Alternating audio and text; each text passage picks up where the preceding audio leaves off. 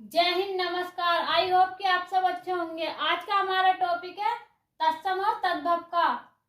ये है आज हमारी तीसरी क्लास है तत्सम और तद्भव की। आज हम कुछ शब्दों को ट्रिक के माध्यम से समझेंगे कि तत्सम और तद्भव कब होते हैं, कैसे होते हैं। तो चलिए देखते हैं, शुरू करते हैं। जैसे कि लिखा है नंबर 1, नियम 1 पर है, प्राय तत्सम में छ तथा तद्भव में ख का प्रयोग देखने को मिलता है। तो इसका कहने का मतलब ये है, अगर किसी शब्द में जैसे ये तत्सम अक्षी है तो इसका तद्भव क्या होगा, आंख। तो छ की जगह काय का प्रयोग होगा, ख का प्रयोग। तो हम कह सकते हैं कि यदि तत्सम में किसी शब्द में छ है तो उसकी जगह ख हो जाता है। प्राय 99% होता है, कुछ शब्द अपवाद में भी होते हैं, इसलिए हमने प्राय कहा है। तत्सम में छ तथा तद्भव में ख का प्रयोग देखने को मिलता है। अधिकतर 99% सही होता है। आगे बात करते हैं, जैसे खार है तो खार का छार, और इच्छु है तो इच्छु का ईख। आगे बात करते हैं कुक्षी, कुक्षी का हो गया कोप, और आगे देखते हैं क्षीर का हो गया खीर। तो ज्यादातर यही नियम लागू होता है। अब बात करते हैं नियम नंबर 2 की। तो नियम नंबर 2 में प्राय तत्सम शब्द में व तथा तद्भव में व का प्रयोग देखने को मिलता है। तो चलिए देखते हैं इसके उदाहरण। जैसे तत्सम है वर्णिक, तो वर्णिक का तद्भव होगा बनिया। और आगे बात करते हैं वर्षा, तो वर्षा का वर्षा। आगे बात करते हैं वृक, वृक का बगला। आगे देखते हैं बरयात्रा, बरयात्रा का बारात। आगे बात करते हैं, अगला उदाहरण है विवाह, विवाह का बिहार। आगे बात करते हैं बानर, बानर का है बंदर।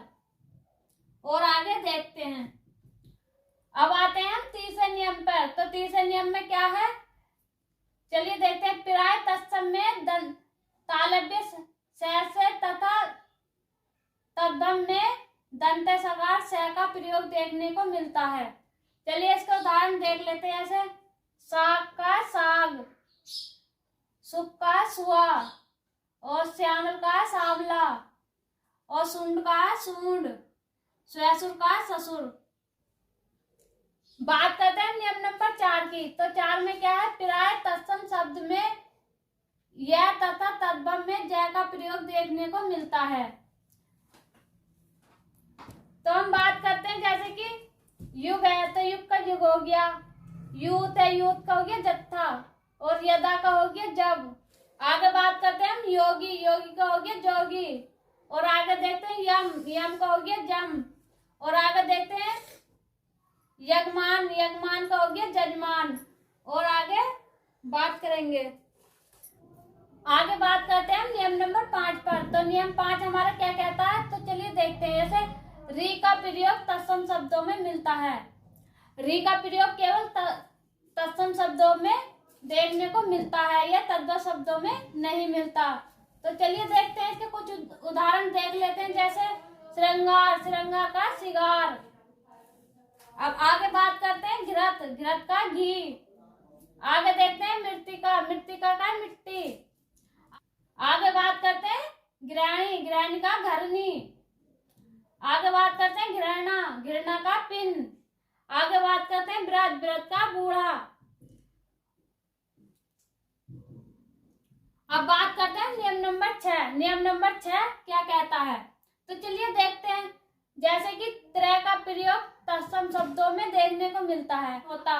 तो चलिए देखते हैं इसके उदाहरण कौन कौन से। जैसे रात्रि का है रात्र, राजपुत्र का राजपूत, सूत्र का सूत, और मित्र का मीत, पत्र का पत्ता, पुत्र का पूत। आगे बात करते हैं नियम नंबर 7 की। तो नियम नंबर 7 क्या कहता है, प्राय रह के रूप तत्सम शब्दों में मिलते हैं। मतलब रह के जो रूप होते हैं उनका प्रयोग सिर्फ तत्सम शब्दों में किया जाता, तद्भव में नहीं किया जाता।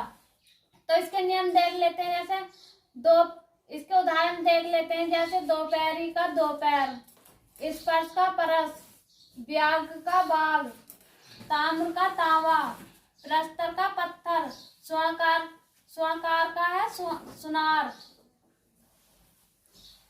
आगे बात करते हैं नियम नंबर 8 की। तो नियम नंबर 8 क्या कहता है? चंद्र बिंदु का प्रयोग तद्भव शब्दों में मिलता है, इसका प्रयोग हम तत्सम में नहीं करते। जैसे चंद्र का है चांद, मुख का है मुंह, लंग का है लंगड़ा, पुच्छ का है पूछ, पंच का है पांच,